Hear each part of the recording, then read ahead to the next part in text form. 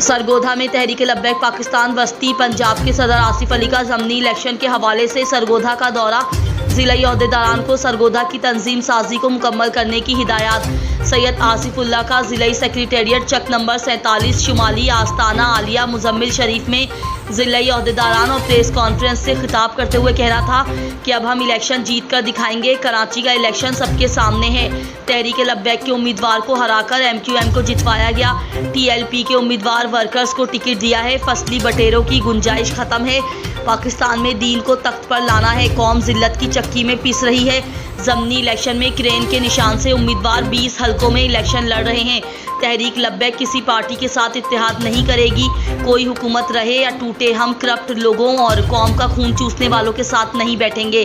तहरीक लब्बैक के लोग भले कम हों, असम्बली में अलहदा बेंचों पर बैठेंगे। हमें किसी की हुकूमत से कोई गर्ज नहीं है। हम एहतिजाज जलसों के ज़रिए हुकूमत को पैगाम दे रहे हैं कि हमें अपना हक छीनने के लिए किसी भी हद तक जाना पड़ा, हम जाएंगे। कैमरामैन टीम के साथ राना अनवर हयात, डिस्ट्रिक्ट ब्यूरो चीफ, पाक पंजाब न्यूज़, सरगोधा।